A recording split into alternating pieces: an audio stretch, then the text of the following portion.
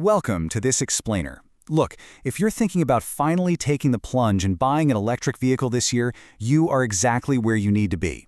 Today, we are going to translate hard data, industry research, and real-world statistics into your ultimate, step-by-step buyer's blueprint for acquiring your very first EV.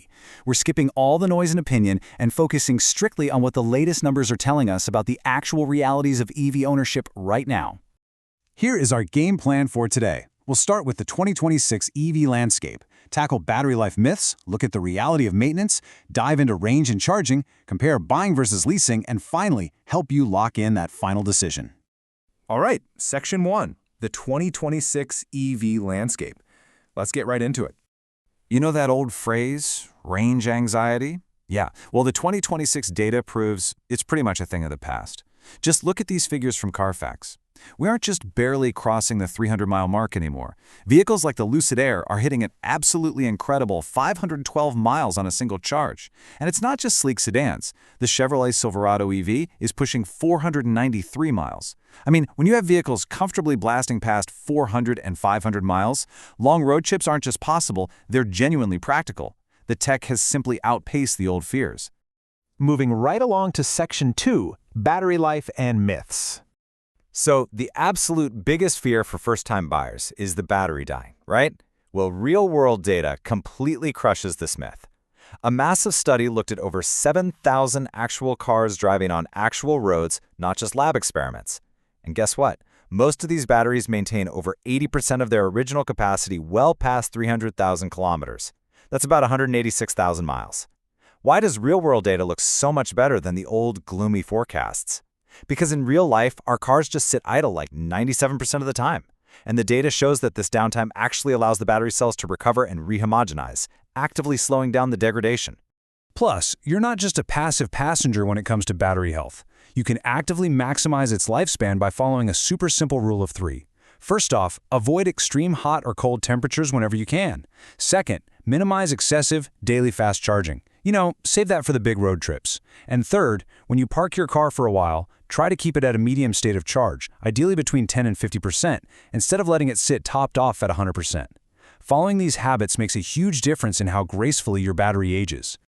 Okay, Section 3, maintenance, expectation versus reality. Let's talk money. The average annual maintenance spend for an EV sits right around $900 a year. That saves you roughly $300 annually compared to the $1,200 you'd spend keeping a traditional gas car running. So over a typical 5-year period, you're pocketing an extra $1,500 on maintenance alone.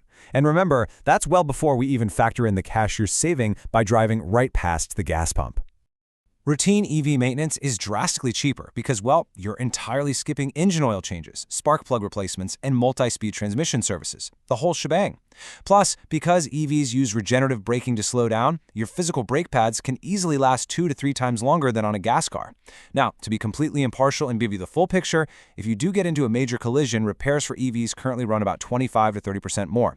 This is mostly due to the complexities of those high-voltage systems and the specialized structures that protect the battery pack. So your routine shop visits are way cheaper, but your insurance might reflect the higher collision repair costs. All right, let's switch gears to Section 4, range and charging infrastructure. Check out the sheer scale of the charging network today. We are now looking at almost 68,000 public fast charging stalls across the U.S., with about 46 new stalls firing up every single day. The market is heavily dominated by the Tesla supercharger network, holding a 52.5% share. But here's the real kicker, and why this matters even if you don't buy a Tesla. More than 2/3 of those superchargers are now open to other EV brands. The industry is shifting to a unified standard called NACS, meaning the infrastructure isn't just expanding rapidly, it's becoming universally accessible. Section 5, buying versus leasing. This is absolutely critical. So, should you buy or lease? Buying offers that traditional long-term equity and unlimited miles, which is fantastic if you're a heavy driver. But leasing offers incredible protection from what we call technology FOMO, that fear of missing out as battery chemistry and ranges get better every single year. A 3-year lease means you get to enjoy a great car right now and then effortlessly upgrade to better tech later. Even better, leasing completely eliminates any lingering anxiety about long-term battery degradation. Honestly, the health of that battery 10 years from now just isn't your problem. And here is a massive financial loophole you absolutely need to know about. The U.S. government offers up to a $7,500 tax credit. But if you buy the car outright, you have to deal with strict personal income limits and vehicle price caps.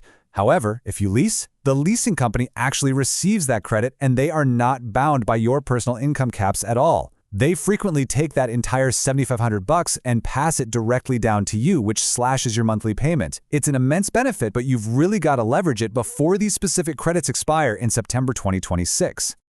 Almost there. Section 6. Making your final decision. Now, if you are taking the super economical route of buying a used EV to dodge that steep initial depreciation, this 7-point checklist is your mandatory blueprint. Ready? First, demand verified battery health documentation. Never just guess about the pack's condition. Second, make sure the car has EV-specific tires. Standard tires just wear out way too fast under an EV's weight and torque.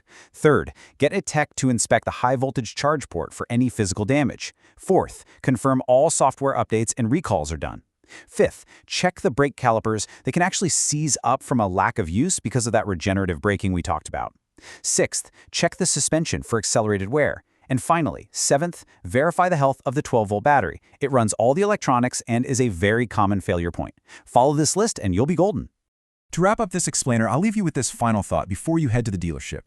We've seen the empirical data together today. Ranges easily clearing 400 miles, batteries thriving well past 300,000 kilometers, routine maintenance costs plummeting, and brilliant leasing loopholes that can save you thousands. So, does the math and the undeniable data finally outweigh the comfort of your gas station nostalgia? I mean, only you can answer that. But armed with this blueprint, you are absolutely ready to make the smartest decision for your driveway. Thank you so much for joining me for this explainer, and hey, happy hunting out there.